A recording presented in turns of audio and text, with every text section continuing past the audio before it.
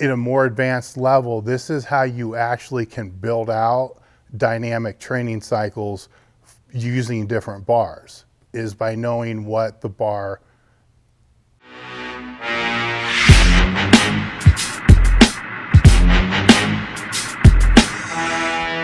Thoughts on rotating bars weekly for dynamic waves, opposed to a present 3-week wave, let's say safety squat bar, camber bar, bow bar, etc.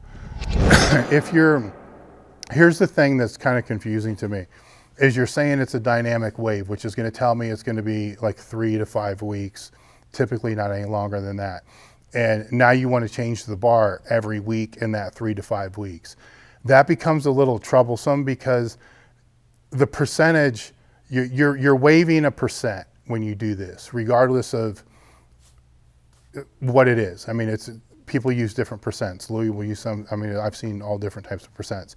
But say you're using 55%, 60%, 65%, and that's for your safety squat bar based upon what your safety squat bar max is. Your max with the cambered bar is going to be different than the safety squat bar. The weight's going to be different as well. So the total volume becomes part of this equation as well. So let's say you have a 300-pound safety squat bar max. And you're going to start the wave at 50%, which is 150 pounds. And that would be week 1. And you're going to do that for 10 sets of 2, which is going to give you a workload of, 3,000? All right, now let's say your max with the cambered squat bar, and I'm just throwing these numbers out as an example, is 400. And so the 50% of that's going to be 200 pounds. And you're going to do that for basically 20 reps, which is now 4,000 pound workload. So there is a 1,000 pound difference in workload from one bar to the other bar.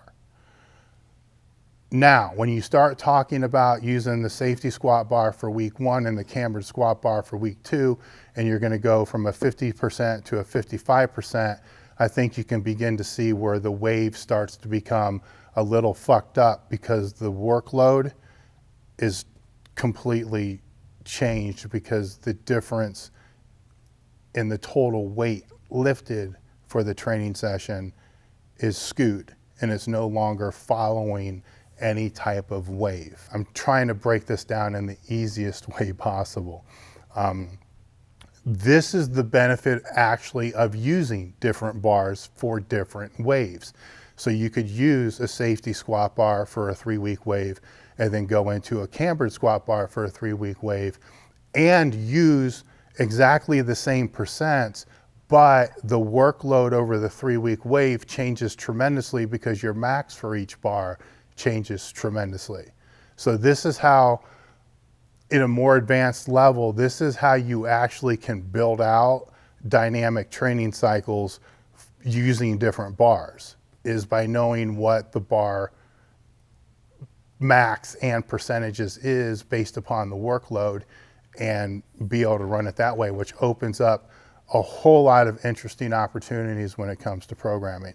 So the simple answer to this is no, I would not change it every week for the dynamic work, because unless your max is exactly the same with each bar, it's too chaotic as far as creating any type of phasic structure that's going to wave when you use, and I'm saying this because you use the word wave. So we're not talking about a chaotic structure behind this, and we're not talking about max effort work. Listen, we're talking about practice.